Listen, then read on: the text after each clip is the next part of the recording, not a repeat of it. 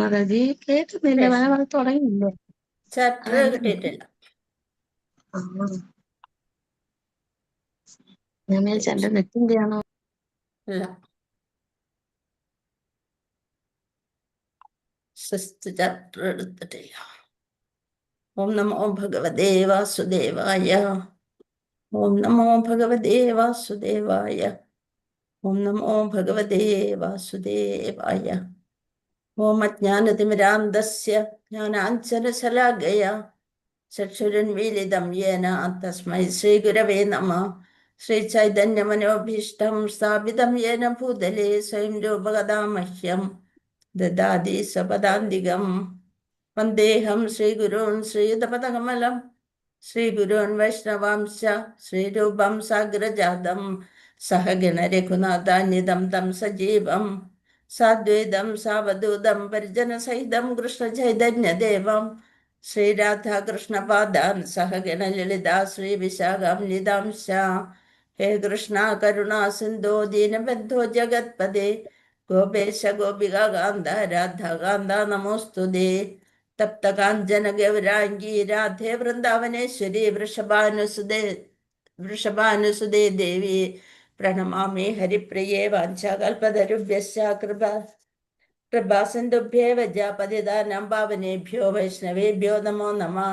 നമാവോം വിഷ്ണുപാദായ കൃഷ്ണപൃഷ്ഠായ ഭൂതലേ ശ്രീമതേ ജയപതാക സ്വാമിനിധി നാമിനെ നമാചാര്യപാദായ നിതായ കൃപാപ്രദായിനെ ഗൗരഗദാദാമതായ നഗരഗ്രാമധാരിണെ നമാവോം വിഷ്ണുപാദായ കൃഷ്ണപൃഷ്ഠായ ഭൂതലേ ശ്രീമതേ ഭക്തിവേദാന്ത സ്വാമിനിധി നാമിനെ. നമസ്തേ സാരസ്വതേ ദേവേ ഗൗരവാണി പ്രചാരിണെ നിർവിശേഷ ശൂന്യവാദി പാശ്ചാത്യദേശധാരിണെ. ജയ ശ്രീകൃഷ്ണ ചൈതന്യ പ്രഭു നിത്യാനന്ദ ശ്രീ അദ്വൈത ഗദാധര ശ്രീ വാസാദി ഗൗരഭക്തവൃന്ദ. ഹരേ കൃഷ്ണ കൃഷ്ണ കൃഷ്ണ ഹരേ ഹരേ ഹരേ രാമ രാമ രാമ ഹരേ ഹരേ.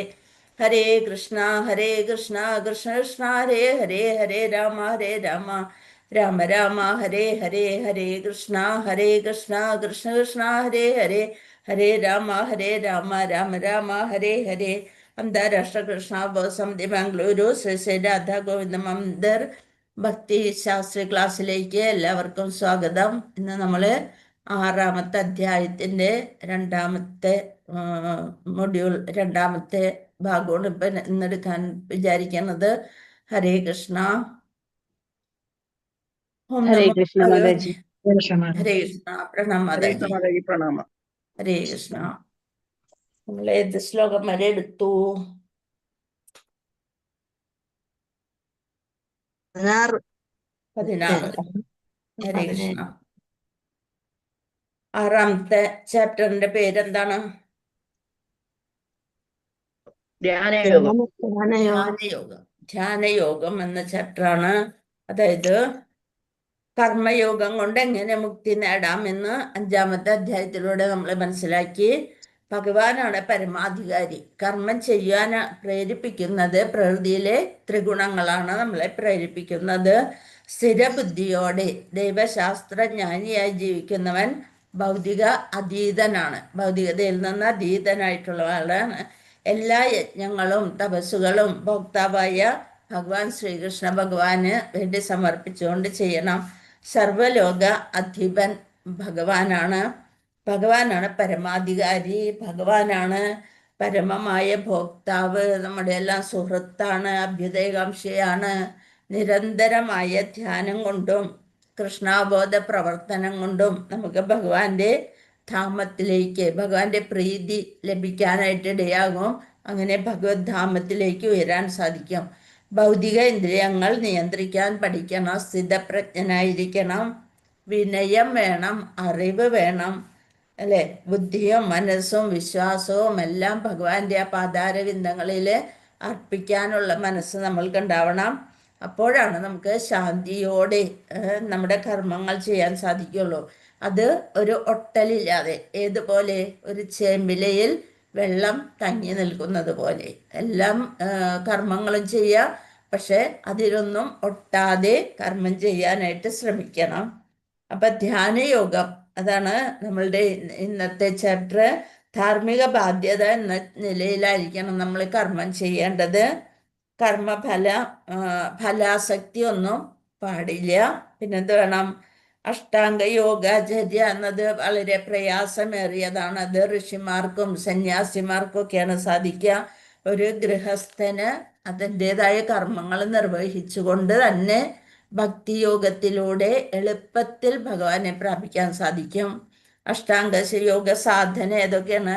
യമ, നിയമ, ആസനം, പ്രാണായാമം, പ്രത്യാഹാരം, ധാരണ, ധ്യാനം, സമാധി. അപ്പൊ ശാന്തി ലഭിക്കണമെങ്കിൽ എന്ത് വേണം? ഭക്തിയുത സേവനത്തിലൂടെ മാത്രമാണ് നമുക്ക് ശാന്തി ലഭിക്കുക. ഇത്രയും കാര്യങ്ങളാണ് ഇന്നലെ പറഞ്ഞ കാര്യങ്ങളാണ്, ഒന്നും കൂടി ഓർമ്മിപ്പിച്ചതാണ്. ഇനി നമ്മൾക്ക് ഇന്നത്തെ ക്ലാസ്സിലേക്ക് കടക്കാം. അപ്പൊ കർമ്മത്തിന്റെ ഫലത്തിൽ ആസക്തി ഇല്ലാതെ ഒരു ധാർമ്മിക ബാധ്യത എന്ന നിലയിലായിരിക്കണം നമ്മൾ കർമ്മം ചെയ്യേണ്ടത്. 21 മൂന്നാളെ ഇവിടെ പോയി വന്നിട്ടില്ലല്ലോ. ഇന്ദ്രിയങ്ങളെയും മനസ്സിനെയും നിയന്ത്രിക്കാനുള്ള മാർഗമാണ് അഷ്ടാംഗയോഗ പദ്ധതി എന്ന് പറഞ്ഞു. ശരീരാവയവങ്ങൾ ഓരോന്നിനും അതിൻ്റെ തൃപ്തിക്കായി പ്രവർത്തിക്കുന്നു. അതുപോലെ നമ്മൾ സ്വാർത്ഥ താല്പര്യം ഉപേക്ഷിച്ച് പരമപുരുഷനായ ഭഗവാന്റെ സംതൃപ്തിക്കായി കർമ്മം ചെയ്യണം.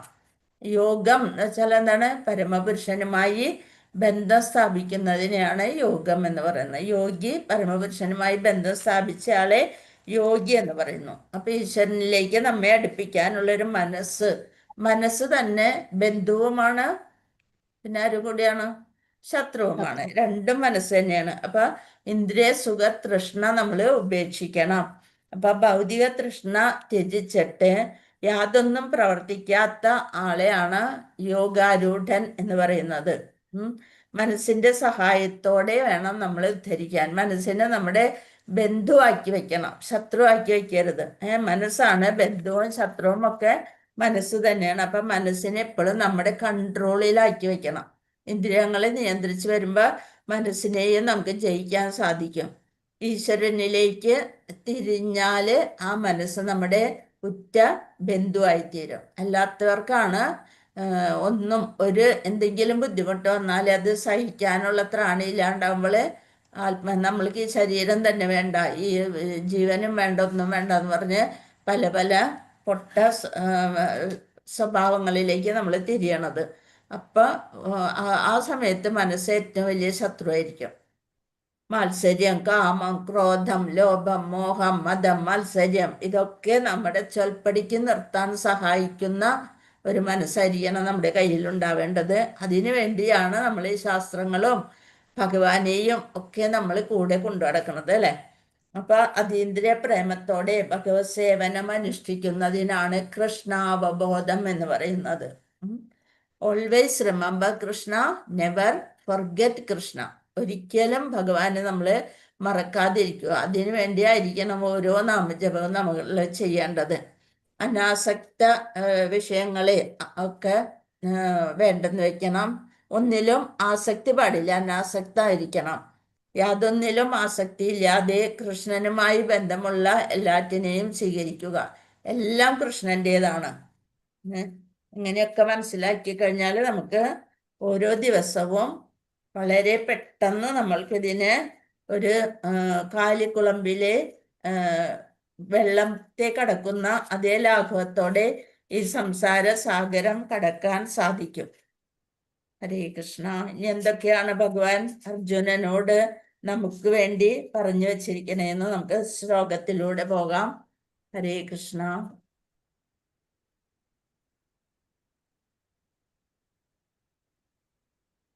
ഹരേ കൃഷ്ണ. ശ്ലോകം 16. ഓം നമോ ഭഗവതേ വാസുദേവായ.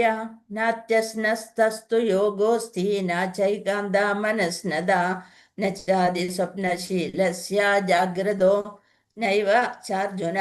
അർജുന, വളരെ കുറച്ച് മാത്രം ഭക്ഷിക്കുന്നവർക്കും ഏറെ ഭക്ഷിക്കുന്നവർക്കും ഉറക്കമില്ലാത്തവർക്കും വേണ്ടതിലേറെ ഉറങ്ങുന്നവർക്കും യോഗിയാവാൻ കഴിയില്ല. അപ്പൊ ആത്മീയ പരിശീലനത്തിൽ വേണ്ട നിയന്ത്രണങ്ങൾ എന്തൊക്കെയാണെന്നാണ് നമ്മൾ നോക്കേണ്ടത്. യോഗി ഭഗവാനിലേക്ക് എത്തിക്കിട്ടാൻ ആത്മീയമായിട്ടുള്ള പരിശീലനം നടത്തണം. ആ പരിശീലനത്തിൽ നമ്മൾ എന്തെല്ലാം നിയന്ത്രണങ്ങളാണ് ചെയ്യേണ്ടത് എന്നാണ്. ഒരു യോഗിക്ക് ആവശ്യമായ ഭക്ഷണത്തിൻ്റെയും നിദ്രയുടെയും ക്രമങ്ങളെ പറ്റി ഇനി പ്രസ്താവിക്കുന്നു. ഏറെ ഭക്ഷിക്കുക എന്നാൽ ശരീരത്തെയും ജീവനെയും ഒരുമിച്ച് നിർത്താൻ ആവശ്യമുള്ള അധികം ഭക്ഷിക്കുക എന്നർത്ഥം. അങ്ങനെ നമ്മൾ ഭക്ഷിക്കരുത്. നാവ് രണ്ട് കാര്യത്തിനാണ് നമ്മൾ ഉപയോഗിക്കുക. ഒന്ന് നാമം ചൊല്ലാനും, ഒന്ന് ഭക്ഷണം രുചിക്കാനും നാവ് ഉപയോഗിക്കും. ആ നാവിനെ നമ്മളെപ്പോഴും നിയന്ത്രിക്കണം. നാമം ചൊല്ലിക്കൊണ്ടേയിരിക്കണം.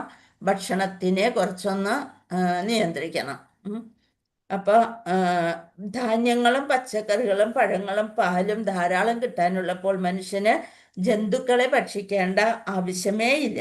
മുൻപറഞ്ഞ ധാന്യാദികളായ ലഘുവായ ആഹാരപദാർത്ഥങ്ങളെയാണ് ഭഗവത്ഗീതയിൽ സാത്വിക ഭക്ഷണമായി കണക്കാക്കുന്നത്. തമോ ഗുണത്തിലുള്ളവരുടെ ഭക്ഷണമാണ് മാംസം. അതിനാൽ മാംസഭോജനം, മദ്യപാനം, പുകവലി, കൃഷ്ണാർപ്പണം ചെയ്യാതെയുള്ള ഭക്ഷണം എന്നിവ മലിന പദാർത്ഥങ്ങൾ ഉപയോഗിച്ചാൽ ഉണ്ടാകുന്ന ദോഷഫലങ്ങൾ ഉളവാക്കും. അങ്ങനെയുള്ള ഭക്ഷണങ്ങൾ നമ്മൾ കഴിക്കുമ്പോൾ അതിന് നമ്മുടെ ശരീരത്തിൽ ഒരു സാത്വിക ഭാവം മാറി തമോ ഗുണം അല്ലെങ്കിൽ രജോ ഗുണം കൂടുതലാവും.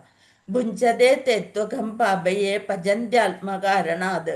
കൃഷ്ണന് നിവേദിക്കാതെ തനിക്ക് വേണ്ടി ആഹാരമുണ്ടാക്കുകയും ഇന്ദ്രിയ സുഖത്തിനെ ഭക്ഷിക്കുകയും ചെയ്യുന്നവൻ പാപമാണ് ഭുജിക്കുന്നത്.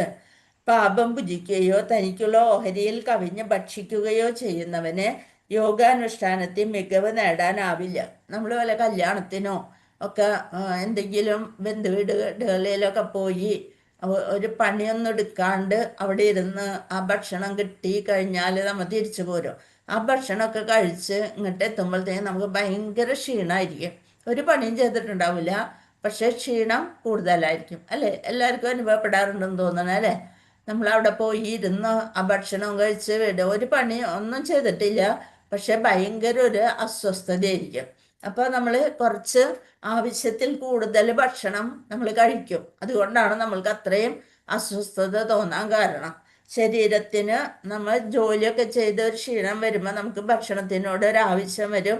ആ ആവശ്യത്തിനനുസരിച്ചായിരിക്കും നമ്മുടെ വീടുകളിൽ അധികം വിഭവങ്ങളൊന്നുമില്ലെങ്കിലും ഭഗവാൻ എന്താണോ നിവേദിച്ചത് അതിൻ്റെ പ്രസാദമായിട്ട് ഭക്ഷിക്കുമ്പോൾ നമുക്കൊരു ക്ഷീണം തോന്നില്ല. അതേസമയം ഇങ്ങനെ ശരിക്കും നമ്മൾക്ക് പറ്റാത്ത ഭക്ഷണങ്ങളൊക്കെ നമ്മൾ കഴിച്ചു വരുമ്പോൾ നമുക്ക് ഭയങ്കര ബുദ്ധിമുട്ടായിരിക്കും. കൃഷ്ണാബോധമുള്ളവർ ആദ്യമായി കൃഷ്ണന് നിവേദിച്ച ശേഷമേ ആഹാരം എന്തും ഉപയോഗിക്കുള്ളൂ. അതിനാൽ കൃഷ്ണാബോധവാന് മാത്രമേ യോഗത്തിൽ പൂർണ്ണത നേടാൻ സാധിക്കൂ. കൃത്രിമമായി ആഹാരം ഉപേക്ഷിക്കുകയും സ്വന്തമായി സൃഷ്ടിച്ച ഉപവാസ ചടങ്ങുകളും യോഗാഭ്യാസവും എല്ലാം അനുഷ്ഠിക്കുകയും ചെയ്തുകൊണ്ട് ഒരാൾക്ക് യോഗ പരിപൂർണത നേടാൻ ആവില്ല. കൃഷ്ണാബോധം ഉദിച്ച ഒരാൾ ധർമ്മശാസ്ത്ര പ്രവൃത്തങ്ങളായി ഉപവാസങ്ങൾ അനുഷ്ഠിക്കുകയോ ആവശ്യമില്ലാതെ ഉപവസിക്കുകയോ ഏറെ ഭക്ഷണം കഴിക്കുകയോ ചെയ്യില്ല. അങ്ങനെ ഒരാൾ യോഗ പരിശീലനത്തിന് കഴിവ് നേടുന്നു. അപ്പോൾ ഇവിടെ ഇതിലൊരു പോയിന്റ് പറഞ്ഞിരിക്കുന്ന ഭക്ഷണത്തിൻ്റെ കാര്യമാണ്. നമുക്ക് കൃഷ്ണാബോധത്തിന് ഉതകുന്ന തരത്തിലുള്ള ഭക്ഷണം കഴിക്കണം. പിന്നെന്താണ്? യുക്താഹാര വിഹാരസ്യ യുക്തചേഷ്ടസ്യ കർമ്മസു യുക്തസ്വപ്നാവബോധസ്യ യോഗോ ഭവതി ദുഃഖഃ. ആഹാരം, നിദ്ര, വിഹാരം, പ്രവൃത്തി എന്നിവയിൽ നിയന്ത്രണം പാലിക്കണം. എന്തിനൊക്കെയാണ് നിയന്ത്രണം പാലിക്കേണ്ടത്? ആഹാരത്തിൽ നിദ്ര, കുറേ കിടന്നുറങ്ങാൻ പാടില്ല, ആവശ്യത്തിന് ഉറങ്ങാൻ വേണം താനും. വിഹാരം, പ്രവൃത്തി എന്നിവയിൽ നിയന്ത്രണം പാലിക്കുന്നതിന് യോഗ പരിശീലനം കൊണ്ട് സർവ്വ ദുഃഖങ്ങളും അകറ്റാൻ കഴിയും. വിഹാരം എന്ന് പറയുമ്പോൾ ലൈംഗിക പ്രവേഴ്ചകളൊക്കെയാണ് പറയണത്. അപ്പോൾ ഭക്ഷണം, ഉറക്കം, പ്രതിരോധം, ലൈംഗിക വീഴ്ച എന്നീ ശാരീരിക ആവശ്യങ്ങൾ അമിതമായാൽ യോഗ പരിശീലന പുരോഗതിക്ക് വിഘ്നം വരും. അപ്പോഴും നമ്മൾ അതൊക്കെ ശ്രദ്ധിക്കണം. ഭക്ഷണത്തെ സംബന്ധിച്ചിടത്തോളം കൃഷ്ണപ്രസാദം മാത്രം ഭക്ഷിക്കുന്ന പതിവുകൊണ്ട് നിയന്ത്രണം സാധ്യമാകൂ. ഭഗവത്ഗീതയിൽ പറഞ്ഞിട്ടുള്ളതുപോലെ പച്ചക്കറി, പിന്നെന്താണ്, ഫലം, പച്ചക്കറി, പുഷ്പങ്ങൾ, ഫലങ്ങൾ, ധാന്യങ്ങൾ, പാൽ മുതലായവ ഭഗവാന് സമർപ്പിക്കാവുന്നതാണ്. ഇങ്ങനെ കൃഷ്ണാബോധം മാറുന്ന ഭക്തൻ മനുഷ്യഭോജ്യമല്ലാത്തതോ സാത്വിക ദ്രവ്യങ്ങളിൽ പെടാത്തതോ ആയ ആഹാരം ഉപയോഗിക്കാതിരിക്കുന്നതിന് തനിയെ പരിശീലിക്കുന്നു. ഇനി ഉറക്കത്തിൻ്റെ കാര്യം. അപ്പോൾ ആഹാരം എങ്ങനെയുള്ളതാണ്? സാത്വികമായിട്ടുള്ള ആഹാരം കഴിക്കുക. ഉറക്കമാണെങ്കിലോ കൃഷ്ണാബോധ പ്രേരിതങ്ങളായ പ്രവൃത്തികൾ നിറവേറ്റുന്ന എപ്പോഴും ജാഗരൂകനായ അയാൾ അനാവശ്യമായി ഉറങ്ങുന്നത് വലിയൊരു സമയനിഷ്ഠയായി നഷ്ടമായിട്ട് കരുതുന്നു. അനാവശ്യമായിട്ട് പകലും രാവിലെയും ആ ബ്രഹ്മമുഹൂർത്തം കഴിഞ്ഞ് പിന്നെ 6 മണിയാകുമ്പോൾ ബ്രഹ്മമുഹൂർത്തം കഴിഞ്ഞു പിന്നെയും കിടന്നുറങ്ങുന്നത് നല്ല ശീലമല്ല. അപ്പോൾ ഉറക്കമാവുന്നത്ര കുറയ്ക്കും. ഇതിന് മാതൃകയാണ് ശ്രീല രൂപ ഗോസ്വാമി. അദ്ദേഹം ദിവസത്തിൽ 2 മണിക്കൂറിലധികം ഉറങ്ങാറുണ്ടായിരുന്നില്ല. പക്ഷെ നമ്മൾക്കത് പാടില്ല കേട്ടോ. ആവശ്യത്തിന് ഉറങ്ങുകയും വേണം. നമ്മൾ ഗോസ്വാമി തലത്തിലേക്കൊന്നും നമ്മൾ ഉയർന്നിട്ടില്ല. ചിലപ്പോൾ അതും കൂടി ഒഴിവാക്കി കൃഷ്ണനെ സേവിക്കുന്നതിൽ തന്നെ മുഴുകി ആനന്ദിക്കും.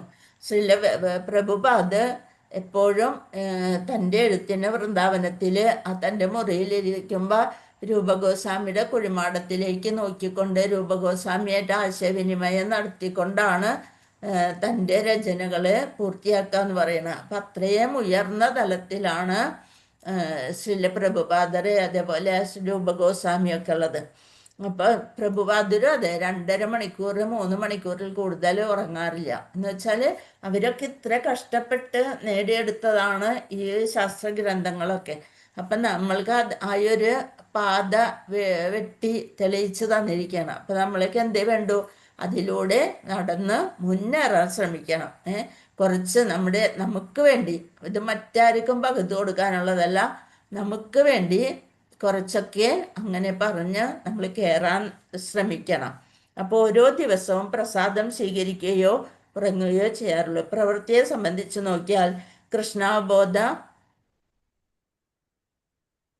പ്രവൃത്തിയെക്കുറിച്ച് നോക്കിയാൽ കൃഷ്ണാബോധം പറഞ്ഞ ഒരാൾ കൃഷ്ണന്റെ താല്പര്യം മുൻനിർത്തിക്കൊണ്ടുള്ള പ്രവൃത്തികളെ മാത്രമാണ് ഏർപ്പെടുക. അതുകൊണ്ട് ആ പ്രവൃത്തി നിയന്ത്രിതവും ഇന്ദ്രിയേച്ഛയുടെ മാലിന്യം തീണ്ടാത്തതുമായിരിക്കും. ഇന്ദ്രിയ സന്ദർപ്പണത്തിന്റെ പ്രശ്നമില്ലാത്തതുകൊണ്ട് അയാൾക്ക് ഭൗതിക വിശ്രമവും ആവശ്യമാകുന്നില്ല. വാക്കിലും കർമ്മത്തിലും ഉറങ്ങുമ്പോഴും ഉണർന്നിരിക്കുമ്പോഴും ശാരീരികമായ ഏതൊരു പ്രവർത്തനത്തിലും നിയന്ത്രണം പാലിക്കുന്നതിനാൽ അയാൾക്ക് ഭൗതിക ദുഃഖങ്ങളുമില്ല. എല്ലാ പ്രവൃത്തിയും വാക്ക് വരുന്നതും നമ്മൾ അറിയാതെ ആയാലും ഒരാളെ വേദനിപ്പിച്ചാൽ അന്ന് മുഴുവൻ നമുക്കും വിഷമായിരിക്കും. നമ്മൾ കരുതിക്കൂട്ടി പറഞ്ഞതായിരിക്കും. പക്ഷെ എപ്പോഴെപ്പോഴും എന്തിനാ അങ്ങനെ വിഷമിപ്പിക്കാൻ പോയത് എന്നുള്ളൊരു കുറ്റബോധമായിരിക്കും. വീട്ടിലുള്ളവരായാലും കുട്ടികളെ ആയാലും ഹസ്ബൻഡിനെ ആയാലും ആരെയായാലും നമ്മൾ ദേഷ്യപ്പെട്ട് കഴിഞ്ഞാൽ അന്ന് മുഴുവൻ അത് നമ്മളെ വേട്ടയാടിക്കൊണ്ടിരിക്കും. അങ്ങനെ പറയേണ്ടതെന്നില്ല, എന്നെയാണ് അങ്ങനെ പറഞ്ഞെന്നുണ്ടെങ്കിൽ എനിക്ക് എത്ര വിഷമമുണ്ടാവും. അങ്ങനെയാണ് നമ്മൾ ചിന്തിക്കേണ്ടത്. നമ്മൾ പറഞ്ഞ കാര്യങ്ങൾ അത് നേരെ തിരിച്ച് നമ്മളാണ് കേട്ടിരുന്നെങ്കിൽ നമ്മളുടെ മനസ്സ് എത്ര വേദനിക്കും. അങ്ങനെ ഒരു ചിന്ത നമുക്ക് എപ്പോഴും ഉണ്ടാവണം. അപ്പോഴാണ് നമുക്ക് മറ്റുള്ളവരുടെ വേദന മനസ്സിലാക്കാൻ സാധിക്കുള്ളൂ. അപ്പം സ്ഥൈര്യത്തോടും വിശ്വാസത്തോടും കൂടി യോഗ പരിശീലനത്തിൽ ഏർപ്പെടുവാൻ മനസ്സിൽ തോന്നിയ ഭൗതികങ്ങളായ ആഗ്രഹങ്ങളൊക്കെ ഉപേക്ഷിച്ചുകൊണ്ടാണ് ഇവിടെ യോഗി ചെയ്യുന്നത്. സ്വഭാവേന ചപലവും ചഞ്ചലവുമായ മനസ്സ് എവിടേക്ക് അലഞ്ഞടക്കുന്നു അവിടെ നിന്നെല്ലാം പിൻവലിച്ച് അതിനെ ആത്മാവിനെ അധീനമാക്കി കൊള്ളണം. ക്രമേണ പടിപടിയായി വിശ്വാസദാർഢ്യമാർന്ന ബുദ്ധിയുടെ സഹായത്താൽ സമാധിസ്ഥനാകണം. മനസ്സിനെ ആത്മാവിൽ ഉറപ്പിക്കണം. 25ാമത്തത് വരുന്നതാണ്. അത്ര നമ്മളായിട്ടില്ല. ഹരേ കൃഷ്ണ. ഇപ്പൊ ഇവിടെ നോക്കാം. യഥാ വിനിയതം ചിത്തം ആത്മന്യേവാവതിഷ്ഠതേ നിസ്പൃഹ സർവകാമേഭ്യോ യുക്ത ഇത്യുച്യതേ തഥാ. യോഗാനുഷ്ഠാനം കൊണ്ട് മാനസിക പ്രവർത്തനങ്ങളെ നിയന്ത്രിച്ച് അതീന്ദ്രിയ അവസ്ഥയിൽ സ്ഥിതി ചെയ്യുമ്പോൾ ഭൗതികമായ ആഗ്രഹങ്ങൾ വെടിഞ്ഞ അയാളെ യോഗയുക്തൻ എന്ന് പറയുന്നു. അപ്പൊ യോഗയില് മനസ്സിന്റെ പങ്ക് എന്താണ് എന്നുള്ളതാണ് നോക്കണത്. യോഗ അനുഷ്ഠാനം കൊണ്ട് യോഗ കൊണ്ട് മാനസിക പ്രവർത്തനങ്ങളെ നിയന്ത്രിക്കാൻ സാധിക്കും. അതീന്ദ്രിയ അവസ്ഥയിൽ സ്ഥിതി ചെയ്യുമ്പോൾ നമ്മൾ ഭൗതികമായ ആഗ്രഹങ്ങൾ വെടിഞ്ഞ അയാളെ യോഗയുക്തൻ എന്ന് പറയപ്പെടുന്നു. അപ്പം എന്ത് വേണം? ഒരു യോഗിയുടെ പ്രവൃത്തികൾക്ക് മറ്റു മനുഷ്യരുടെ ചെയ്തികളുമായുള്ള വ്യത്യാസം എന്താണ്? അവരെ യാതൊരു ഭൗതിക അഭിലാഷവും ലൈംഗിക ആസക്തി വിശേഷിച്ചും തീണ്ടാറില്ലെന്നതാണ്. നിയന്ത്രിതമായിട്ടായിരിക്കണം ലൈംഗിക ആസക്തി പോലും. ഭൗതിക ആഗ്രഹങ്ങൾക്കൊന്നിനും ശല്യപ്പെടുത്താനാവാത്ത വിധം സുനിയന്ത്രങ്ങളായിരിക്കും ഒരു തികഞ്ഞ യോഗിയുടെ മാനസിക വൃത്തി. മനസ്സിൽ പോലും അങ്ങനെ ചിന്തിക്കാൻ പാടില്ല. നമ്മൾ മറ്റൊരാളുടെ ഭാര്യ നടന്നു പോകുമ്പോൾ അവളെ എനിക്ക് കിട്ടണം എന്നുള്ളൊരു ചിന്ത വരെ വന്നു കഴിഞ്ഞാൽ അത് പ്രവൃത്തിക്ക് തുല്യമാണ്. അപ്പോഴും ആ യോഗിയിൽ നിന്ന് നമ്മുടെ മനസ്സ് അതൊരു കുറ്റകൃത്യം തന്നെയാണ്. ഒരു തികഞ്ഞ യോഗിയുടെ മാനസിക വൃത്തികൾ ഈ പരിപൂർണ അവസ്ഥയിൽ കൃഷ്ണാബോധമുള്ളവർക്ക് സ്വാഭാവികമായി തന്നെ എത്തിച്ചേരാം. ഭാഗവതത്തിൽ 9:4 9-ാമത്തെ സ്കന്ധത്തിൽ 4-ാമത്തെ അധ്യായത്തിലെ 18-20 ശ്ലോകങ്ങൾ പറയുന്നു. സവൈ മന കൃഷ്ണ പദാരവിന്ദോർ വജാംസി വൈകുണ്ഠ ഗുണാനുവർണ്ണനെ കരൗ ഹരേർ മന്ദിരമാർജനാദിഷു ശ്രുതിം ചകരാച്യുത സത്കഥോ ദയേ മുകുന്ദലിംഗാലയ ദർശനേ ദൃശൗ തദ്ഭൃത്യ ഗാത്ര സ്പർശേംഗ സംഗമം ഘ്രാണം തത്പാദ സരോജ സൗരഭേ ശ്രീമത് തുളസ്യാരസനം തദർപ്പിതേ പാദൗ ഹരേ ക്ഷേത്രപദാനുസർപ്പണേ ശിരോ ഋഷികേശ പാദാഭിവന്ദനേ കാമം ച ദാസ്യേനതു കാമകാമ്യായ യഥോത്തമ ശ്ലോക ജനാശ്രയാരതി. ഏറ്റവും ഇമ്പോർട്ടൻ്റ് ആയിട്ടുള്ള ഭാഗവതത്തിൽ ഒരു ശ്ലോകമാണത്. എത്രയും വായിച്ചതിൽ നിന്ന് എന്ത് മനസ്സിലാക്കി? നമ്മുടെ ഓരോ ഇന്ദ്രിയങ്ങളും നമ്മളെങ്ങനെയാണ് വിനിയോഗിക്കേണ്ടതെന്നാണ് പറയണത്. സവൈ മനസ്സ് എങ്ങനെയായിരിക്കണം? കൃഷ്ണ പാദാരവിന്ദയോർ, കൃഷ്ണന്റെ പാദാരവിന്ദത്തിൽ അർപ്പിക്കണം, പാദാരവിന്ദങ്ങളിൽ അർപ്പിക്കണം നമ്മുടെ മനസ്സ്, ശ്രീകൃഷ്ണ ഭഗവാന്റെ പാദാരവിന്ദങ്ങളിൽ. ഇനി വജാംസി വൈകുണ്ഠ ഗുണാനുവർണ്ണനെ, വാക്കുകൾ എന്ത് ചെയ്യണം? ദിവ്യ ഗുണങ്ങളെ പുകഴ്ത്താനായി, ഭഗവാന്റെ ദിവ്യ ഗുണങ്ങളെ പുകഴ്ത്താനായി വാക്കുകളും. പിന്നെ കരവ് കൈകള്, ഹരേർ മന്ദിരമാർജനാദിഷു, അവിടുത്തെ ഭഗവത് ക്ഷേത്ര ശുചീകരണത്തിനായാണ് കൈകൾ ഉപയോഗിക്കേണ്ടത്. ഭഗവാന്റെ ക്ഷേത്രം, ഇപ്പം നമ്മുടെ വീട്ടിൽ തന്നെ മുറി ഉണ്ടെങ്കിൽ അതൊക്കെ ശുചിയാക്കി വയ്ക്കാനായിട്ട് നമ്മുടെ കൈകൾ ഉപയോഗിക്കുക. കർണങ്ങൾ ശ്രുതവും ശ്രുതിം ചകരാച്യുത സത്കഥോ ദയേ മുകുന്ദലിംഗാലയ ദർശനേ ദൃശവ്, കണ്ണുകളും കാതുകളും. ഭഗവത് ക്ഷേത്ര ഭഗവാന്റെ അദ്ദേഹത്തിന്റെ കർണങ്ങൾ കൃഷ്ണ ഭഗവാന്റെ കഥാശ്രവണത്തിൽ ഉപയോഗിക്കണം. കണ്ണുകൾ ദിവ്യമായ ഭഗവത് സ്വരൂപത്തെ ദർശിക്കുന്നതിൽ ഉപയോഗിക്കണം.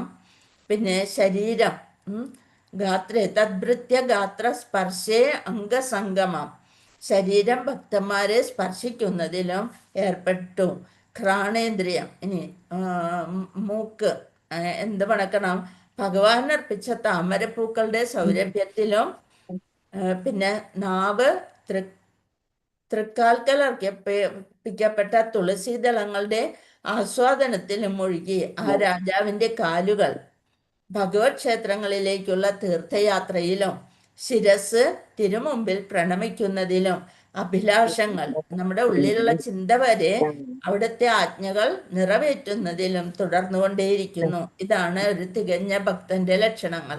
ഇനി നമ്മളൊന്നും കൂടി ആ ശ്ലോകം ഒന്ന് വായിച്ചു നോക്കാം, അപ്പൊ ശരിക്കും മനസ്സിലാവും. സവൈ മന കൃഷ്ണ പദാരവിന്ദയോർ വജാംസി വൈകുണ്ഠ ഗുണാനുവർണ്ണനെ ഹരൗ ഹരേർ മന്ദിരമാർജനാദിഷു ശ്രുതിം ചകരാച്യുത സത്കഥോ ദയേ മുകുന്ദലിംഗാലയ ദർശനേ ദൃശൗ, കണ്ണുകള് തദ്ഭൃത്യ ഗാത്ര സ്പർശാംഗ സംഗമം, ത്വക്ക് ഇവര് അവരുടെ സ്പർശിക്കാനായിട്ട്, അല്ലെ, ഭക്തന്മാരെ സ്പർശിക്കുന്നതിന് ഉപയോഗിക്കണം. ഘ്രാണം ചെവി, അല്ല മൂക്ക്. ഘ്രാണം തത്പാദ സരോജ സൗരഭേ ശ്രീമത് തുളസ്യരസനാം തദർപ്പിതേ പാദൗ, കാലുകള് ഹരേ ക്ഷേത്ര പദാനുസർപ്പണേ ശിരസ് ഋഷികേശ പാദാഭിവന്ദനെ, ഋഷികേശനെ നമിക്കാനായിട്ടാണ് ശിരസ് കുനിക്കാനായിട്ട്. കാമം ച ദാസ്യേനതു കാമകാമ്യയായി യഥോത്തമ ശ്ലോക ജനാശ്രയാരിതി. അതാണ് ഒരു തികഞ്ഞ ഭക്തന്റെ ലക്ഷണങ്ങളാണ് അതെല്ലാം. അവിടുത്തെ ആജ്ഞകൾ അനുസരിക്കുന്നതായിരിക്കണം. ഇങ്ങനെ ഒരു അതീന്ദ്രിയ അവസ്ഥ സ്വാനുഭവത്തിലൂടെ തെളിയിക്കാൻ അവ്യക്തിഗത ബ്രഹ്മോപാസകർക്ക് സാധിച്ചെന്ന് വരില്ല. അവര് ഒരിക്കലും ഭഗവാന്റെ രൂപത്തെ അവര് ഇത് ചെയ്യണില്ല.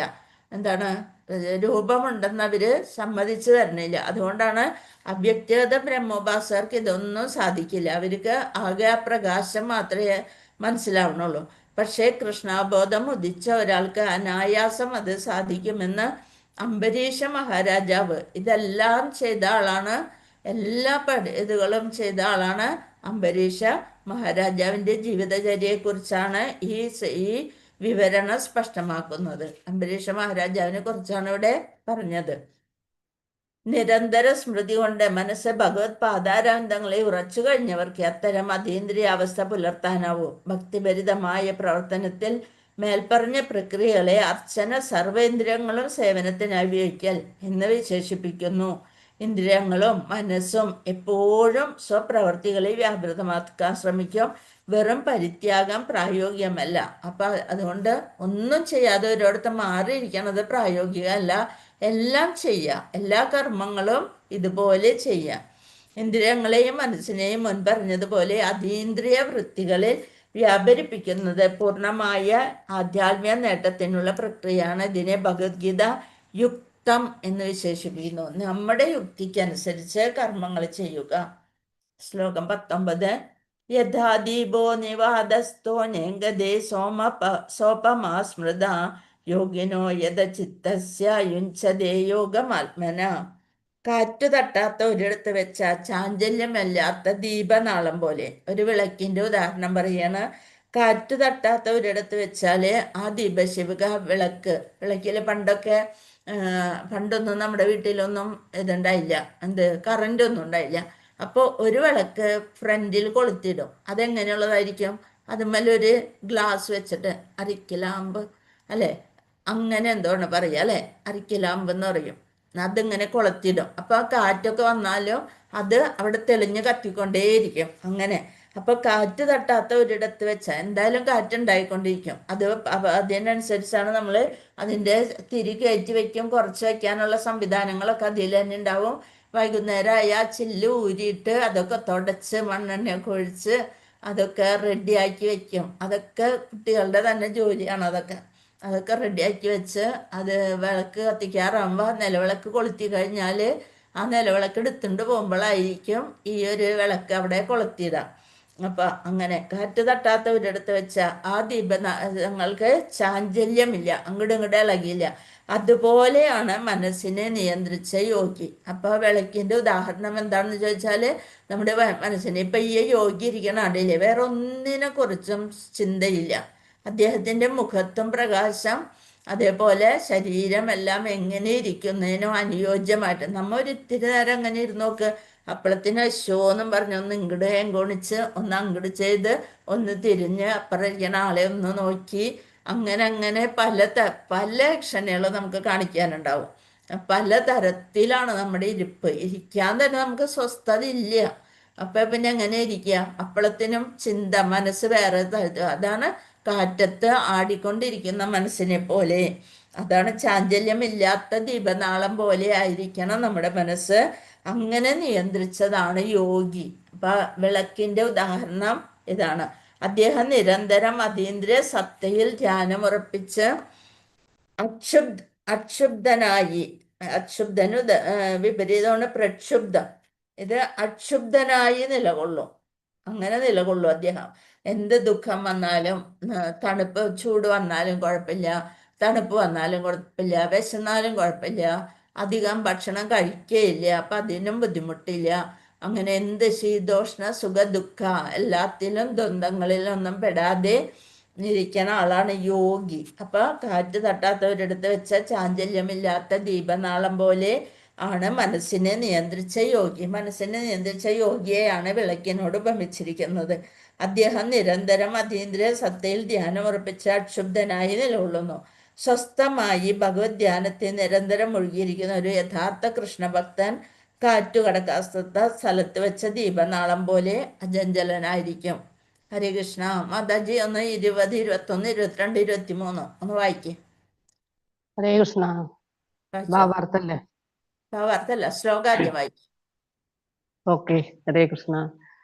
യത്ര പരമതോ ചിത്തം നിരന്തം യോഗ സേവയാ യത്ര ചൈവാത്മനാത്മാനം പശ്യനാത്മനി തുഷ്യതി സുഖമത്യന്തികം യദ്ബുദ്ധിഗ്രഹമതീന്ദ്രിയം ബുദ്ധിയത്ര ന ചൈവായം സ്ഥിത ചലതി തത്വതാ യം ലബ്ധ്വാ ചാപരം ലാഭം മന്യതേ നാധികം തതഃ യസ്മിൻ സ്ഥിതോ ന ദുഃഖേന ഗുരുണാപി വിചാല്യതേ തം വിദ്യാ ദുഃഖ സംയോഗ യോഗോ വിയോഗം യോഗ സംഹിതം.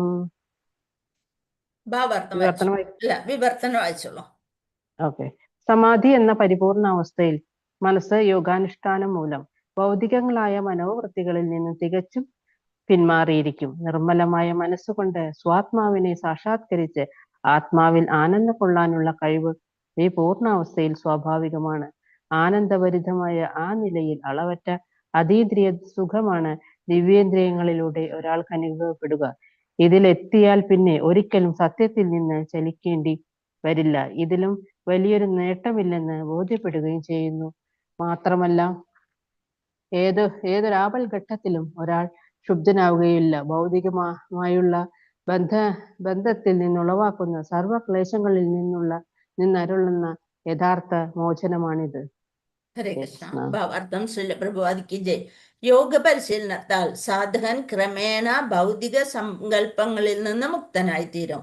അപ്പൊ യോഗ ഭഗവാനിൽ മനസ്സുറപ്പിച്ച് ഈ പറഞ്ഞ പോലെയൊക്കെയുള്ള കാര്യങ്ങളില് കൃത്യമായിട്ട് നമ്മുടെ മനസ്സിനെ ഭഗവാന്റെ ആ പാദങ്ങളിൽ അർപ്പിച്ച് യോഗ ഇതിൽ ഇരുന്ന് കഴിഞ്ഞാൽ യോഗ സിദ്ധാന്തത്തിന്റെ പ്രാഥമിക ലക്ഷണമാണത്. പിന്നീട് സമാധി എന്ന അവസ്ഥ കൈവരുന്നു. യോഗി അതീന്ദ്രിയമായ മനസ്സുകൊണ്ടും ബുദ്ധി കൊണ്ടും പരമാത്മാവിനെ സാക്ഷാത്കരിച്ചു എന്നർത്ഥം. താനാണ് പരമാത്മാവെന്ന തെറ്റിദ്ധാരണ പരിപൂർണമായി ഇല്ലാതാകുന്നു. പതഞ്ജലിയുടെ സിദ്ധാന്തം അനുസരിച്ചാണ് പ്രായേണ യോഗാനുഷ്ഠാനം ചെയ്തു പോരുന്നത്. ജീവാത്മാവും പരമാത്മാവും, യോഗയുടെ ആചാര്യനാണ് പതഞ്ജലി. ജീവാത്മാവും പരമാത്മാവും ഒന്ന് തന്നെയെന്ന് സ്ഥാപിക്കാൻ അധികാരികളല്ലാത്ത ചില ഭാഷ്യകാരന്മാർ ശ്രമിക്കുന്നു. അദ്വൈതവാദികൾ ഇതാണ് മുക്തി എന്ന് കരുതുന്നുമുണ്ട്. അങ്ങനെ ജീവൻ പോയി കഴിഞ്ഞ ഒരു പ്രകാശത്തിൽ ലയിച്ചു എന്നതാണ് മുക്തിയായിട്ട് അവർ കണക്കൂട്ടുന്നത്. എന്നാൽ പതഞ്ജല യോഗ ദർശനത്തിന്റെ യഥാർത്ഥ ഉദ്ദേശം അവർ മനസ്സിലാക്കിയിട്ടില്ല. അവരാരും അതീന്ദ്രിയ ആനന്ദത്തെ പതഞ്ജലി അംഗീകരിച്ചിട്ടുമുണ്ട്. പക്ഷേ അദ്വൈതികൾ ഐക്യ സിദ്ധാന്തത്തിന് വിരുദ്ധമെന്ന് ഭയന്നിട്ടാവാം അത് സ്വീകരിക്കാത്തത്. ജ്ഞാനവും ജ്ഞാനിയും രണ്ടാണെന്നത് അദ്വൈതവാദത്തിന് സ്വീകാര്യമല്ല. അവരെല്ലാം ഒന്നായി കാണുന്നു. ഈ ശ്ലോകത്തിലാകട്ടെ അതീന്ദ്രിയ ആനന്ദം ദിവ്യമായ ഇന്ദ്രിയങ്ങൾ കൊണ്ട് അനുഭവ യോഗ്യമാണെന്ന് വ്യക്തമാക്കുന്നുണ്ട്. അപ്പൊ യോഗശാസ്ത്ര പ്രണേതാവായ പതഞ്ജലി മുനി ഇതിനെ അനുകൂലിക്കുന്നുണ്ട് താനും. ആ മഹർഷി തൻ്റെ യോഗശാസ്ത്രങ്ങളിൽ പ്രസ്താവിക്കുന്നു: പുരുഷാർത്ഥ ശൂന്യാനാം ഗുണാനാം പ്രതിപ്രസവഃ കൈവല്യം സ്വരൂപ പ്രതിഷ്ഠാവാചിതി ശക്തിരിതി. ഈ ചിതിശക്തി അഥവാ അന്തരംഗ ശക്തി ഇന്ദ്രിയ അതീതമാണ്. ഭൗതിക ധാർമ്മികത്വം, സമ്പദ് വികസനം, ഭോഗസുഖപ്രാപ്തി, ഒടുവിൽ ബ്രഹ്മത്തിൽ ലയിക്കാനുള്ള യത്നം, ഇവയത്ര പുരുഷാർത്ഥങ്ങൾ. അർത്ഥം, ധർമ്മം, അർത്ഥം, കാമം, മോക്ഷം. ഈ സായുജ്യത്തെ കൈവല്യം എന്നാണ് അദ്വൈതികൾ വിളിക്കുന്നത്. എന്നാൽ പതഞ്ജലിയുടെ ദൃഷ്ടിയിൽ ജീവാത്മാവിന് തൻ്റെ മൂലസ്വരൂപത്തെ പറ്റി ബോധമുളവാക്കുന്നതിന് സഹായിക്കുന്ന അന്തരംഗ ശക്തി അഥവാ അതീന്ദ്രിയ ശക്തിയാണ് കൈവല്യം.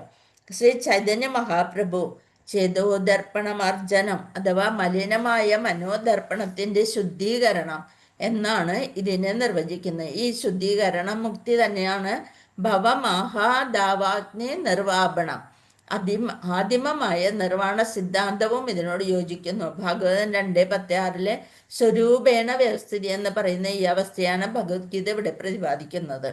ഭൗതികയിൽ നിന്നുള്ള വിരാമം അഥവാ നിർവാണത്തിന് ശേഷവും കൃഷ്ണാബോധം എന്നറിയപ്പെടുന്ന ആധ്യാത്മികമായ ഭാഗവത് സേവന പ്രവർത്തനങ്ങൾ തുടരുന്നു. ഹരേ കൃഷ്ണ. പ്രസന്ന മാതാജി ബാക്കിയൊന്ന് വായിച്ചേ. ഭൗതികതയിൽ നിന്നുള്ള വിരാമം അഥവാ നിർവ്വാണത്തിന് ശേഷവും കൃഷ്ണാബോധം എന്നറിയപ്പെടുന്ന ആധ്യാത്മികമായ ഭഗവത് സേവന പ്രവർത്തനങ്ങൾ തുടരുന്നു. സ്വരൂപേണ വ്യവസ്ഥിതി എന്ന് പറയുന്ന ഭാഗവതം ജീവാത്മാവിന്റെ യഥാർത്ഥ ജീവിതമായിട്ടാണ് അതിനെ കാണുന്നത്.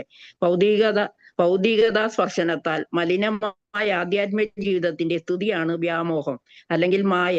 ഈ ഭൗതിക മാലിന്യത്തിൽ നിന്നുള്ള മോചനം ജീവാത്മാവിന്റെ മൗലികമായ ശാശ്വത സത്ത നശിക്കുന്നു എന്ന് അർത്ഥമാക്കുന്നില്ല. കൈവല്യം, സ്വരൂപ പ്രതിഷ്ഠ, വാജിതി ശക്തിരിതി എന്ന് പതഞ്ജലിയും ഇതിനെ അനുകൂലിക്കുന്നുണ്ട്. ഈ ചിതിശക്തി അതീന്ദ്രിയാനന്ദാവസ്ഥയാണ് യഥാർത്ഥ ജീവിതം. ആനന്ദമയോപ്യാസ എന്ന വേദാന്ത സൂത്രം 1:1-12 സ്വാഭാവികമായ ഈ അതീന്ദ്രിയാനന്ദമത്രേ യോഗത്തിന്റെ ആത്യന്തിക ലക്ഷ്യം. ഭക്തിപൂർണമായ സേവന പ്രവർത്തനം കൊണ്ട്, ഭക്തിയോഗം കൊണ്ട് എളുപ്പത്തിൽ നേടാവുന്നതാണ് ഇത്. ഭഗവത്ഗീത 7-ാം അധ്യായത്തിന്റെ ഭക്തിയോഗത്തെ വിശദമായി പ്രതിപാദിക്കുന്നുണ്ട്. ഹരേ അടുത്ത കൃഷ്ണ. വായിക്കണം മാതാജി. ഈ അധ്യായത്തിൽ വിവരിച്ചതുപോലെ യോഗ സിദ്ധാന്ത പ്രകാരം സമാധി 2 വിധത്തിലുള്ള സമാധി ഉണ്ട്. ഒന്ന് സംപ്രജ്ഞാത സമാധിയും അസംപ്രജ്ഞാത സമാധിയും. തത്വജ്ഞാനപരങ്ങളായ പലവിധ ഗവേഷണങ്ങൾ വഴിയായി എത്തിച്ചേരുന്ന അതീന്ദ്രിയ അവസ്ഥയാണ് സംപ്രജ്ഞാത സമാധി. എന്താണ്? തത്വജ്ഞാനപരമായ പലവിധ ഗവേഷണങ്ങൾ വഴിയായി എത്തിച്ചേരുന്ന അതീന്ദ്രിയാവസ്ഥ സംപ്രജ്ഞാത സമാധി. അസംപ്രജ്ഞാത സമാധിയിൽ ഭൗതിക സുഖങ്ങളുമായി ഒരു ബന്ധവുമില്ല. ഈ അവസ്ഥയിൽ യോഗി ഇന്ദ്രിയജന്യങ്ങളായ സുഖങ്ങളെയെല്ലാം അതിക്രമിച്ചിരിക്കും. ഈ അതീന്ദ്രിയാവസ്ഥയിലെത്തിയ യോഗിക്ക് പിന്നീട് അതിൽ നിന്നും ഇളകേണ്ടി വരില്ല.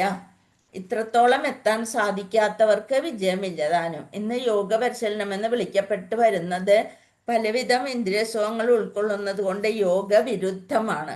ഒരു യോഗി രതിസുഖത്തിലും മദ്യപാനത്തിലും ഏർപ്പെടുക എന്നത് അപഹാസ്യം തന്നെ. ശരിയായി യോഗ ചെയ്ത ആള് ഇന്ദ്രിയങ്ങളെയൊക്കെ നിയന്ത്രണത്തിൽ കൊണ്ടുവന്നിട്ടുണ്ടാവും. അപ്പൊ അദ്ദേഹത്തിന് രതിസുഖവും അത് നിയന്ത്രണമായിരിക്കും. മദ്യപാനത്തിലൊന്നും ഏർപ്പെടുകയില്ല.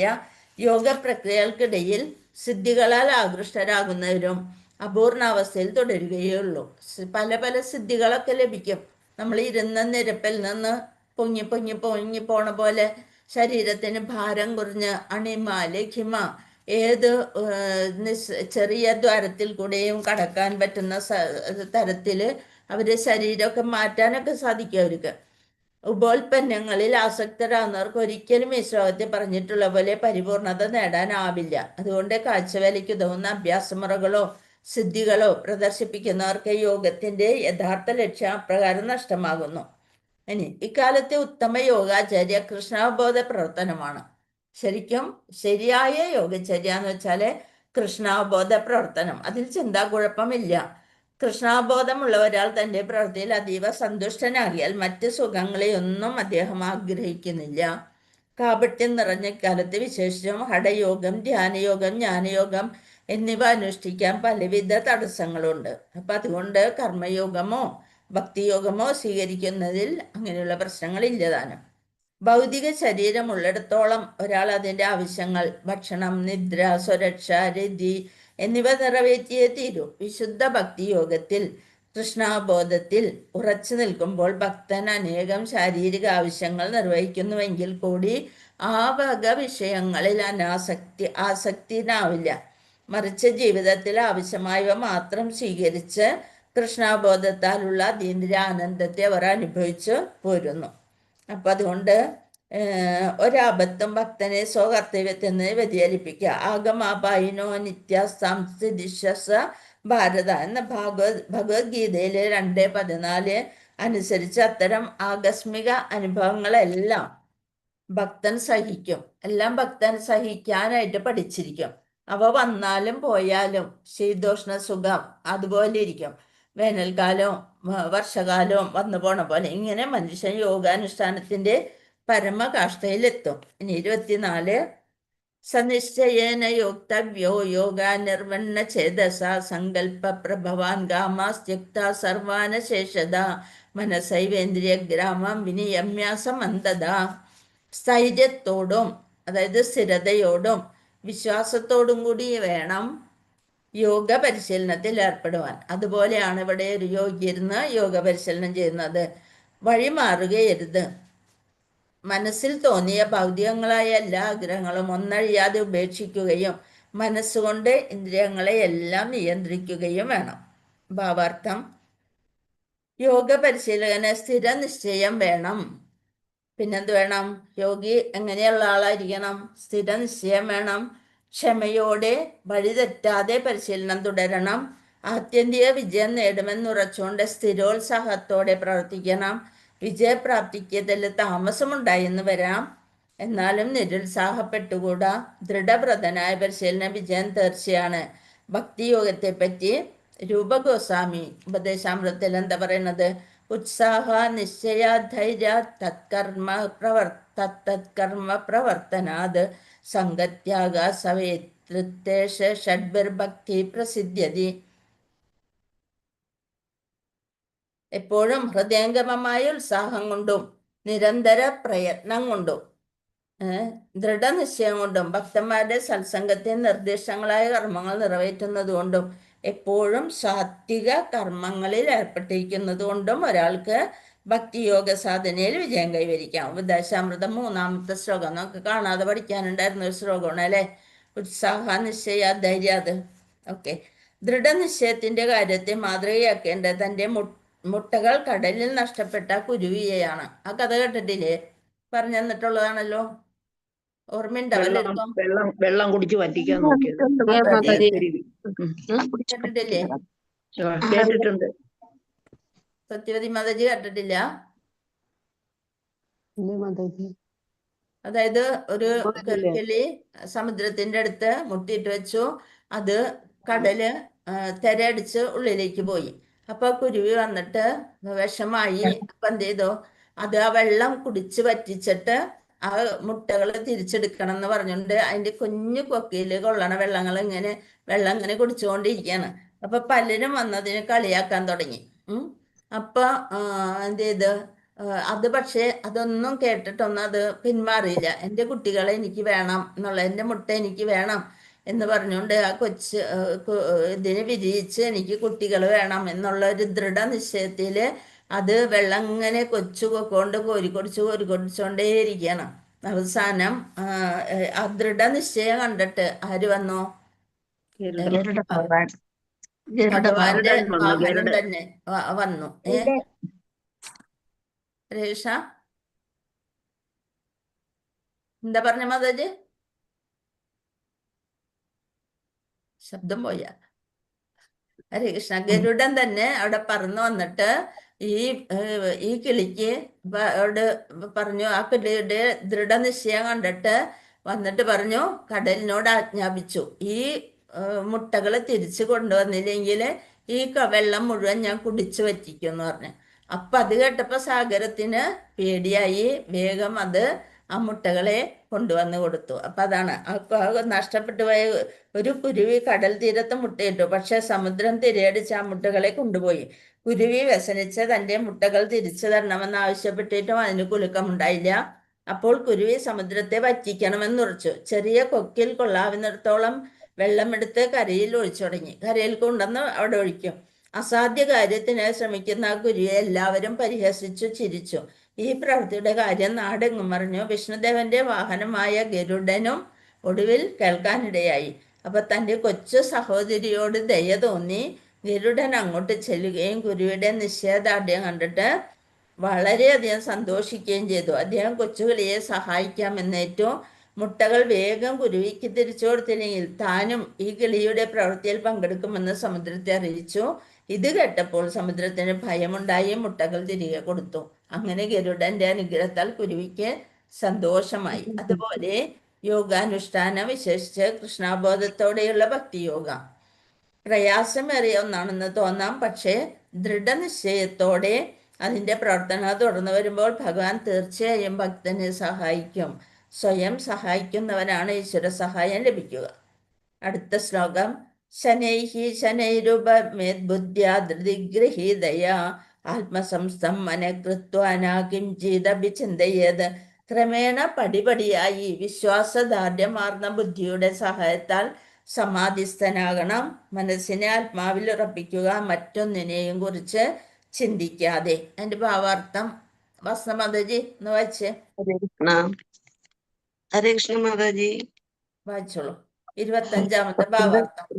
ദൃഢവിശ്വാസം കൊണ്ടും ബുദ്ധി ഉപയോഗിച്ചും പതുക്കെ പതുക്കെ ഇന്ദ്രിയ വിഷയങ്ങളിൽ നിന്ന് വിരമിക്കണം. ഇതിനെ പ്രത്യാഹാരം എന്ന് പറയും. ദൃഢവിശ്വാസം, ധ്യാനം, ഇന്ദ്രിയ നിഗ്രഹം ഇവകളാൽ മനസ്സിനെ നിയന്ത്രിച്ച് സമാധിയിൽ വർത്തിക്കണം. അപ്പോൾ ജീവിതത്തെക്കുറിച്ച് ഭൗതികമായൊരു ഭാവനയോടെ പ്രവർത്തിക്കുന്ന പ്രശ്നമേ ഇല്ല. അല്ലെങ്കിൽ സ്ഥൂല ശരീരം നിലനിൽക്കുന്നിടത്തോളം കാലം ഭൗതികതയോട് ബന്ധപ്പെടാതിരിക്കാൻ വയ്യെന്നിരിക്കലും യോഗി വിഷയഭോഗങ്ങളിൽ മനസ്സ് വയ്ക്കരുത്. പരമപുരുഷന്റെ ആനന്ദത്തിലല്ലാതെ മറ്റൊന്നിലും അയാൾ ആനന്ദിക്കുന്നില്ല. നേരിട്ടുള്ള കൃഷ്ണാവബോധ പ്രവർത്തനം കൊണ്ട് ഈ ഒരവസ്ഥയിൽ എത്തിച്ചേരാൻ എളുപ്പത്തിൽ സാധിക്കും. ഹരേ കൃഷ്ണ. ഹരേ കൃഷ്ണ. അതാണ് അവിടെ പ്രത്യാഹാരം. എന്താണ് പ്രത്യാഹാരം? ദൃഢവിശ്വാസം കൊണ്ടും ബുദ്ധി ഉപയോഗിച്ചും പതുക്കെ പതുക്കെ ഇന്ദ്രിയ വിഷയങ്ങളിൽ നിന്ന് വിരമിക്കുന്നതിനെ പ്രത്യാഹാരം എന്ന് പറയുന്നു. എന്താണ് പ്രത്യാഹാരം? ദൃഢവിശ്വാസം കൊണ്ടും ബുദ്ധി ഉപയോഗിച്ചും പതുക്കെ പതുക്കെ ഇന്ദ്രിയ വിഷയങ്ങളിൽ നിന്ന് വിരമിക്കുന്നു. അതിനെ പ്രത്യാഹാരം എന്ന് പറയുന്നു. ദൃഢവിശ്വാസം, ധ്യാനം, ഇവകളാൽ മനസ്സിനെ നിയന്ത്രിച്ച് സമാധിയിൽ വർത്തിക്കണം. ശ്ലോകം 26. യദോ യദോ നിശ്ചലതി മനഃസഞ്ചലമസ്ഥിരം തതസ്തദോ നിയമ്യൈതാത്മന്യേവശം നയേത്. സ്വഭാവേന ചപലവും ചഞ്ചലവുമായ മനസ്സ് എവിടെയൊക്കെ അലഞ്ഞു നടക്കുന്നുവോ അവിടെ നിന്നെല്ലാം പിൻവലിച്ച് അതിനെ ആത്മാവിന് അധീനമാക്കിക്കൊള്ളണം. മനസ്സിനെ നിയന്ത്രിക്കാൻ നല്ല പാടാണ് അല്ലെ? എന്തുപോലെയാണത് മനസ്സ്? കാറ്റിനെ പിടിച്ചു കെട്ടാനായിട്ട് അത്ര ബുദ്ധിമുട്ടില്ല. അതേസമയം മനസ്സിനെ പിടിച്ചു കെട്ടാനായിട്ട് നല്ല പാട് തന്നെയാണ് അല്ലെ? അപ്പൊ കാറ്റിനെ പിടിച്ചു കെട്ടാൻ ബുദ്ധിമുട്ടാണ്. അതുപോലെയാണ് മനസ്സ്. അപ്പൊ സ്ഥൈര്യത്തോടും വിശ്വാസത്തോടും കൂടി വേണം അവിടെ. സ്വഭാവേന ചപലവും ചഞ്ചലവുമായാണ് മനസ്സ്. കുരങ്ങന്റെ പോലെയാണ്, അങ്ങോട്ടും ഇങ്ങോട്ടും ചാടി ഇവിടെ കാണിച്ചിരിക്കുന്നത്. സ്വഭാവേന ചപലവും ചഞ്ചലവുമായ മനസ്സ് എവിടെയൊക്കെയോ അലഞ്ഞടക്കുന്നു അവിടെ നിന്നെല്ലാം പിൻവലിച്ച് അതിനെ ആത്മാവിന് അധീനമാക്കിക്കൊള്ളണം. ഒരിടത്തും ഉറയ്ക്കാത്തതും ഇളകിക്കൊണ്ടേയിരിക്കുന്നതുമാണ് മനസ്സ്. കുരങ്ങനെ പോലെ ഇങ്ങനെ ചാടിക്കൊണ്ടിരിക്കും ഒരു ജില്ലയിൽ നിന്നും മറ്റൊരു ജില്ലയിലേക്ക്. എന്നാൽ ആത്മജ്ഞാനം നേടിയ യോഗി മനസ്സിനെ നിയന്ത്രിക്കണം. മനസ്സ് അയാളെ നിയന്ത്രിക്കരുത്. മനസ്സിന് നിയന്ത്രിക്കാൻ നമ്മളെ വിട്ടുകൊടുക്കരുത്. മനസ്സിനെയും അതുവഴി ഇന്ദ്രിയങ്ങളെയും നിയന്ത്രിക്കുന്ന ആളാണ് ഗോസ്വാമി. ആരാണ് ഗോസ്വാമി? മനസ്സിനെയും ഇന്ദ്രിയങ്ങളെയും നിയന്ത്രിക്കുന്ന ആളാണ് ഗോസ്വാമി അഥവാ സ്വാമി. മനസ്സിന് കീഴടങ്ങുന്നവനാകട്ടെ ഗോദാസൻ. മനസ്സിന് കീഴടങ്ങി നമ്മളെ മനസ്സ് വിളിക്കുന്നിടത്തൊക്കെ നമ്മൾ കൂടെ പോവുകയാണെങ്കിൽ അത് ഗോദാസനാണ്, ഇന്ദ്രിയങ്ങളുടെ ദാസൻ. വിഷയസുഖത്തിന്റെ നിലവാരം എന്തെന്ന് ഗോസ്വാമിക്ക് അറിയാം. ദിവ്യമായ ഇന്ദ്രിയാനന്ദത്തെ ഇന്ദ്രിയങ്ങൾ ഋഷികേശനായ ഇന്ദ്രിയങ്ങളുടെ നാഥനാണ് ഭഗവാൻ ശ്രീകൃഷ്ണ. ഋഷികേശനായ കൃഷ്ണന്റെ സേവനത്തിൽ ഏർപ്പെട്ടുകൊണ്ടിരിക്കും. വിശുദ്ധിയാർന്ന ഇന്ദ്രിയങ്ങളെ കൃഷ്ണനെ സേവിക്കുന്നതിന് കൃഷ്ണാവബോധം എന്ന് പറയുന്നു. ഇന്ദ്രിയങ്ങളെ പൂർണ്ണമായി നിയന്ത്രിക്കാനുള്ള വഴിയാണത്. എന്തിനധികം യോഗ പരിശീലനത്തിന്റെ പരമകാഷ്ഠയും അത് തന്നെ. എന്ത് യോഗയും നമ്മൾ പരിശീലിക്കുന്നത് മനസ്സിനെ നിയന്ത്രിക്കാൻ വേണ്ടിയാണ്. പ്രശാന്ത മനസംഖ്യേനം യോഗിനം സുഖമുത്തമം ഉപൈതി ശാന്തരജസം ബ്രഹ്മബോധമകൽഷ്മഷം. എന്നിൽ തന്നെ മനസ്സുറപ്പിച്ച യോഗി അതീന്ദ്രിയാനന്ദത്തിന്റെ പരമകാഷ്ഠയിലെത്തുന്നു. അയാൾ രജോ ഗുണത്തിന് അതീതനാണ്. താൻ പരമപുരുഷനുമായി ഗുണത്തിൽ ഒന്നാണെന്ന് മനസ്സിലാക്കുന്നതിനാൽ പൂർവകർമ്മങ്ങളുടെ പ്രതികരണങ്ങളിൽ നിന്ന് മുക്തനുമാണ്. നമ്മൾ എല്ലാം ഭഗവാനിൽ അങ്ങ് വിശ്വാസം, ദൃഢമായ വിശ്വാസം വന്നിട്ട് പരമപുരുഷനുമായി ഗുണത്തിൽ ഒന്നാണ്. എല്ലാം ഗുണത്തില് ഒന്നാണ്, പക്ഷെ വ്യാപ്തിയില് വ്യത്യാസമുണ്ട്. ബ്രഹ്മഭൂതം എന്ന വാക്ക് ഭൗതിക മാലിന്യങ്ങൾ ഒഴിഞ്ഞ് ഇന്ദ്രിയാതീതമായ ഭൗതിക സേവനത്തിൽ ഏർപ്പെടുന്നതിനെ സൂചിപ്പിക്കുന്നത്. എന്താണ് ബ്രഹ്മഭൂത? നേരത്തെ ഒരു വാക്ക് പറഞ്ഞ എന്താണ്? പ്രത്യാഹാര. ഇവിടെ പറയണ ബ്രഹ്മഭൂതം എന്താണ്? ഭൗതിക മാലിന്യങ്ങൾ ഒഴിഞ്ഞ് ഇന്ദ്രിയാതീതമായ ഭഗവത് സേവനത്തിൽ ഏർപ്പെട്ടിരിക്കുന്നതിനെ സൂചിപ്പിക്കുന്നതാണ് ബ്രഹ്മഭൂത. മദ്ഭക്തി ലഭതേ ചരം. ഭഗവാന്റെ ചരണാരവിന്ദങ്ങളിൽ മനസ്സ് കേന്ദ്രീകരിക്കാത്ത ഒരാൾക്ക് ബ്രഹ്മത്തിന്റെ ഗുണത്തിൽ സ്ഥിതി ചെയ്യാനാവില്ല. സഭൈ മനഃകൃഷ്ണ പദാരവിന്ദയോ. സദാ ഭഗവത് സേവന നിരതനാകുന്നത്, കൃഷ്ണാബോധം പുലർത്തുന്നത് വാസ്തവത്തിൽ രജോ ഗുണത്തിൽ നിന്നും എല്ലാ ഭൗതിക കൽമഷങ്ങളിൽ നിന്നും മോചനം നേടുന്നു. അപ്പൊ ബ്രഹ്മഭൂത എന്ന വാക്കിന്റെ അർത്ഥം ഭൗതിക മാലിന്യങ്ങളെല്ലാം ഒഴിഞ്ഞ് ഇന്ദ്രിയങ്ങൾക്ക് അതീതം. ഇന്ദ്രിയങ്ങൾക്ക് അധീനമല്ല, അതീതം, അതിനു മുകളിൽ അതീതമായ ഭഗവത് സേവനത്തിൽ ഏർപ്പെട്ടിരിക്കുന്നതിനെ ബ്രഹ്മഭൂതം എന്ന വാക്ക് സൂചിപ്പിക്കുന്നു. യുഞ്ജന്നേവം സദാത്മാനം യോഗി വിഗത കൽമഷഃ സുഖേന ബ്രഹ്മ സംസ്പർശം അത്യന്തം സുഖമശ്നുതേ. അപ്രകാരം നിയന്ത്രിതാത്മാവായ യോഗി സദാ യോഗനിഷ്ഠനായി ഭൗതിക മാലിന്യങ്ങളിൽ നിന്ന് മുക്തി നേടി ഭഗവാന്റെ അതീന്ദ്രിയ സേവനമാകുന്ന പരമാനന്ദത്തിന്റെ അത്യുന്നതമായ അവസ്ഥയിലെത്തുന്നു. പരമപുരുഷനോട് ബന്ധപ്പെട്ട തന്റെ മൂലസ്വരൂപം അറിയുക എന്നതാണ് ആത്മസാക്ഷാത്കാരം. എന്താണ് ആത്മസാക്ഷാത്കാരം? പരമപുരുഷനോട് ബന്ധപ്പെട്ട തന്റെ മൂലസ്വരൂപം. ഭഗവാന്റെ ഒരു കണികയാണ് ഈ ജീവാത്മാവ്, പരമാത്മാവിന്റെ ഒരു ഭാഗമാണെന്ന് എന്നറിയുന്നതാണ് ആത്മസാക്ഷാത്കാരം. പരമപുരുഷന്റെ വിഭിന്ന അംശമാണ് ജീവാത്മാവ്. ഭഗവാന്റെ തന്നെ വേറൊരു അംശമാണ് ജീവാത്മാവ്. അതിൻ്റെ യഥാർത്ഥ സ്ഥാനം ഭഗവാന്റെ അതീന്ദ്രിയമായ ഭക്തിയുത സേവനത്തിലാണ് എന്ന് നമ്മൾ മനസ്സിലാക്കിയിരിക്കണം. പരമപുരുഷനോടുള്ള ദിവ്യമായ സമ്പർക്കത്തെയാണ് ബ്രഹ്മ സംസ്പർശം എന്ന് പറയുന്നത്. എന്താണ് ബ്രഹ്മ സംസ്പർശം? എന്താണ്? പരമപുരുഷനോടുള്ള ആ സമ്പർക്കത്തെ ആണ് സംസ്പർശം. നമ്മൾ ജീവാത്മാവ് പരമാത്മാവിന്റെ ഒരു ഭാഗമാണ്. അപ്പൊ നമ്മുടെ ശരിയായ സേവനം പരമപുരുഷനെ ഭക്തിയുത സേവനമാണ് എന്ന് മനസ്സിലാക്കണം. സർവഭൂതസ്ഥം ആത്മാനം സർവഭൂതാനി ചാത്മനി ഈക്ഷതേ യോഗയുക്താത്മാ സർവത്ര സമദർശന. ഒരു യഥാർത്ഥ യോഗി സർവജീവികളിലും എന്നെ കാണുന്നു. അയാൾ സർവജീവികളിലെയും എന്നിലും കാണുന്നു. എല്ലാത്തിലും എന്നെ കാണുന്നു. സർവജീവികളിലും എന്നിലും, സർവജീവികളെയും എന്നിലും കാണുന്നു. ഭഗവാനിലും എല്ലാത്തിനെയും കാണുന്നു. എല്ലാ ജീവികളിലും ഭഗവാനെയും കാണുന്നു. സാക്ഷാത്കാരം സിദ്ധിച്ചവൻ പരമപുരുഷനായ എന്നെ ഇവിടെയും കണ്ടെത്തും. ഹരികൃഷ്ണന്റെ ഭാവാർത്ഥം ആര് വായിക്കും? ഇപ്പൊ വായിച്ചതല്ലാത്തൊരു ഒരാൾ വായിക്കാം. ജയശ്രീ മാതാജി വായിച്ചോളൂ. ഭാവാർത്ഥം. എല്ലാവരുടെയും ഹൃദയത്തിൽ കുടികൊള്ളുന്ന പരമാത്മാവിനെ, കൃഷ്ണനെ കാണുന്നത് കൊണ്ട് കൃഷ്ണാവബോധം ഉദിച്ച യോഗിയാണ് പൂർണ്ണമായി കണ്ടറിഞ്ഞവൻ എന്ന് പറയാം. ഈശ്വര സർവഭൂതാനാം ഹൃദയർജുന തിഷ്ഠതി.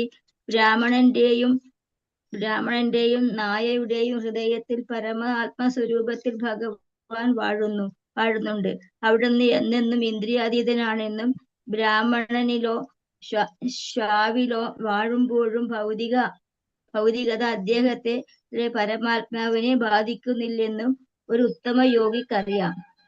ആ വിധമുള്ളതത്രേ ഭഗവാന്റെ നിഷ്പക്ഷഭാവം. ഓരോ ജീവാത്മാവും ഓരോ ഹൃദയത്തിലും കുടികൊള്ളുന്നുണ്ട്. പക്ഷെ അവൻ സർവഹൃദയസ്ഥനല്ല. അതാണ് പരമാത്മാക്കൾ തമ്മിലുള്ള വ്യത്യാസം.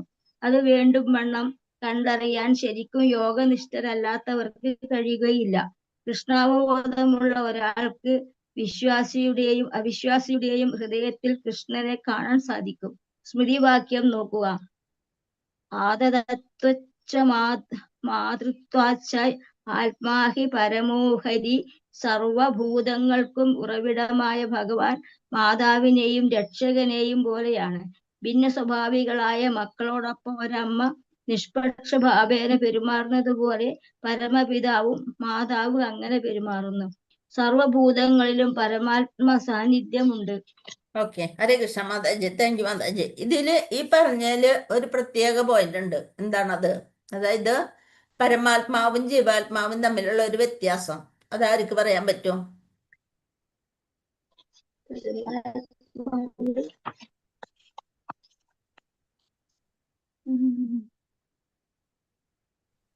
രണ്ടെണ്ണമാണ് ശരിക്കും ഓരോ ഹൃദയത്തിൽ കൂടി ഉള്ളത്. പക്ഷെ അവർ സർവ്വസ്ഥനല്ല. അതാണ് എന്താണ് മനസ്സിലായില്ല? ഓരോ ജീവാത്മാവും ഓരോ ഹൃദയത്തിലും കുടികൊള്ളുന്നുണ്ട്. പക്ഷെ അവൻ സർവഹൃദയസ്ഥനല്ല.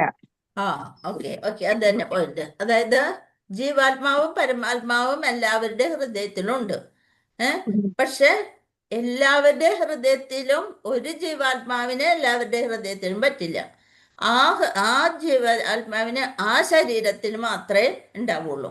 അതേസമയം പരമാത്മാവ് എല്ലാവരുടെ ശരീരത്തിലും ഒന്നാണ്, ഒരേപോലെയാണ്. അപ്പൊ ആ ശരീരത്തിലും നടക്കുന്ന പ്രവർത്തനവും പരമാത്മാവിനറിയാൻ പറ്റും.